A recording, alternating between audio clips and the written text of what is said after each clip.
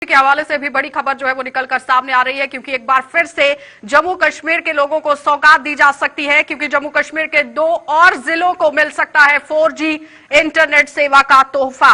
और 15 अक्टूबर के बाद सरकार 2 जिलों में 4G इंटरनेट सेवा शुरू कर सकती है। इस पर विचार हो सकता है और सांबा और बांडीपुरा में दोबारा से शुरू हो सकती है 4G इंटरनेट सेवा। मौजूदा समय में उधमपुर और गांदरबल में चल रहा है हाई स्पीड इंटरनेट, और पिछले साल 5 अगस्त को केंद्र सरकार ने हाई स्पीड इंटरनेट पर रोक लगा दी थी। लेकिन अब आपको बताते चले कि बड़ी खबर जो है वो निकलकर सामने आई है 4G इंटरनेट के हवाले से कि बहुत ही जल्द और भी 2 जिलों के अंदर जम्मू कश्मीर में लोगों को 4G की सौगात दी जा सकती है। क्योंकि पहले से ही अगर हम देखें उधमपुर जिला और गांदरबल जिले के अंदर 4G इंटरनेट की स्पीड जो है उसका लुत्फ वहां पर जनता उठाती हुई दिख रही है। लेकिन जाहिर तौर पर अब विचार किया जा सकता है कि सांबा और बांडीपुरा में भी 4G इंटरनेट सेवा को बहाल कर दिया जाए।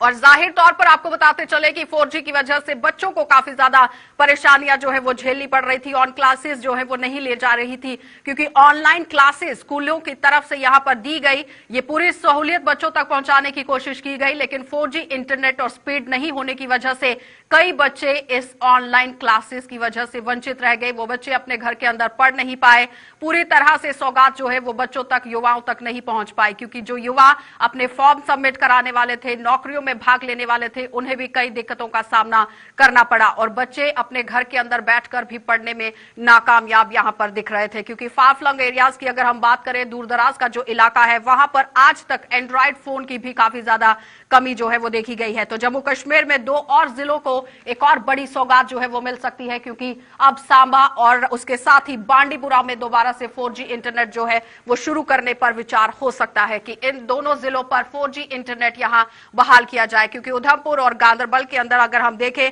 तो ज्यादातर वहां लोग जो है वो लुत्फ उठाते हुए नजर आ रहे हैं। लेकिन उसके साथ ही आप देखिए कि किस तरह से 4G के हवाले से बड़ी खबर निकलकर सामने आ रही है। और अगर ऐसा होता है तो अब सांबा और बांडीपुरा के युवाओं और लोगों के लिए भी सौगात का समय है। सीधा रुख करेंगे कश्मीर से, हमारे साथ हमारे संवाददाता सईद रूफ जुड़ चुके हैं। रूफ, आपसे जानना चाहेंगे, जिस तरह से 4G को लेकर काफी ज्यादा डिमांड जो है वो बच्चों की रही है, युवाओं की रही है कि यहां पर इंटरनेट को बहाल किया जाए, अब 2 और डिस्ट्रिक्ट्स में बहाल करने पर विचार हो सकता है, क्या कहेंगे? देखिए, अच्छा पहले बात करें तो सरकार ने पहले इसको 21 अक्टूबर तक तो कहा था कि किसी भी डिस्ट्रिक्ट में अब फिलहाल रेस्टोर नहीं होगा 4G। ये पहले का जो ऑर्डर आया था। अभी अब जिस तरह की खबरें आ रही है कि मरकजी सरकार ने अब मन बना लिया है कि अब 4G को रेस्टोर किया जाएगा, और फिलहाल ट्रायल बेसिस पे 2 और डिस्ट्रिक्ट को इसमें इन्वॉल्व किया जाएगा। बांडीपोरा और सांबा की बात हो रही है, क्योंकि काफी ज्यादा इस हवाले से क्रिटिसाइज भी हुआ था, जहां सरकार ने एजुकेशन डिपार्टमेंट के हवाले से मुख्तलिफ जो पॉलिसी सामने लाई थी, और अब बच्चों को पहले इंटरनेट के जरिए कहा जाता था, अब उनको तालीम दी जाएगी। तो इस पे कहीं ना कहीं सरकार को घेरे में लिया गया था और तनकीद हुई थी कि जम्मू कश्मीर में अब अभी 4G इंटरनेट सर्विस रेस्टोर नहीं है, तो कैसे बच्चों को ऑनलाइन या इंटरनेट के सर्विस के जरिए आप तालीम दे सकते हो।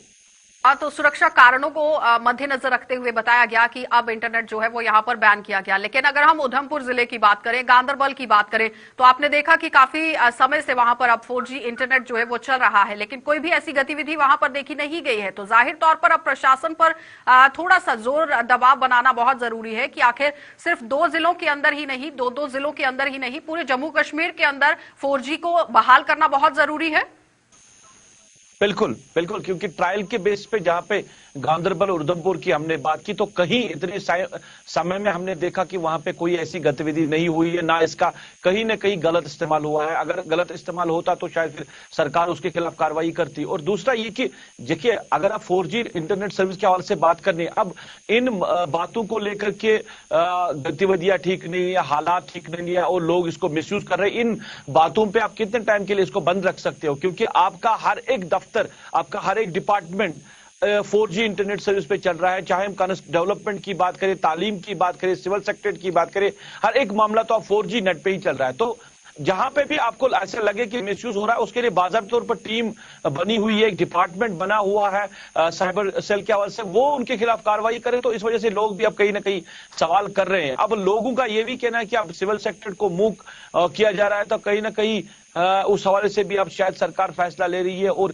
4G इंटरनेट सर्विस को रेस्टोर कर सुप्रीम कोर्ट की तरफ से भी जम्मू कश्मीर प्रशासन को फटकार लगाई गई थी कि जमीनी हकीकत जो है वो प्रशासन को वहां तक पहुंचानी है कि आखिर वहां पर क्या कुछ हो रहा है। लेकिन अगर रिपोर्ट सही से वहां पहुंचाई जाती है तो जाहिर तौर पर सुप्रीम कोर्ट की तरफ से एक अहम फैसला सुनाया जा सकता है। क्या लगता है कि कहीं ना कहीं जो एक कमी है वो प्रशासन के अंदर है?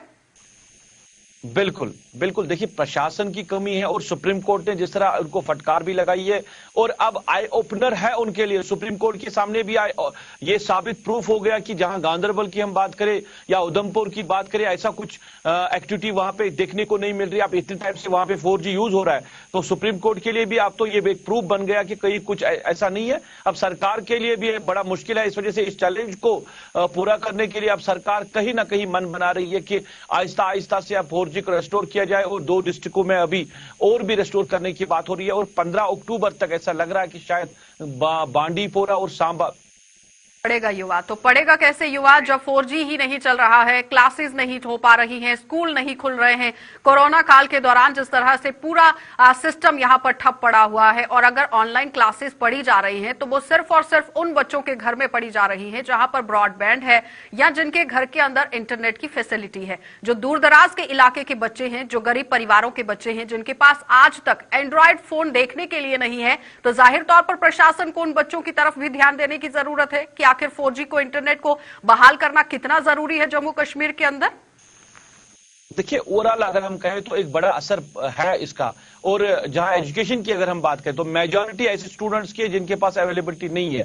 अब कितनी देर तक आप इस तरह के बहाने बना के इनको टालोगे कि जम्मू कश्मीर में इस तरह के हालात बने हैं और हालात की वजह से, क्योंकि कहीं ना कहीं क्लियरेंस तो आपके सामने आ गई। क्योंकि लेफ्टिनेंट गवर्नर साहब ने भी कहा था कि खुशी आने वाले दिनों में इस हवाले से डिसीजन लिया जाएगा। और मनोज सिन्हा जी के हवाले से बात करें तो ऑन ग्राउंड है, ग्राउंड पे चीजें देख रहे हैं, मॉनिटर कर रहे हैं, लोगों से मिल रहे हैं, तो कहीं ना कहीं यहां से भी आप पॉजिटिव साइंस देखने को मिल रहे हैं लेफ्टिनेंट गवर्नर की जो एडमिनिस्ट्रेशन है, कि ऐसा लग रहा है कि शायद से रूफ कोई भी खबर निकलकर सामने नहीं आ रही है। एक और बड़ी खबर तो आज सामने आई है, लेकिन फिलहाल आपको बताते चले कि जम्मू कश्मीर के अंदर 4G को बहाल करना बहुत जरूरी है। बहुत बहुत धन्यवाद रूफ। पूरी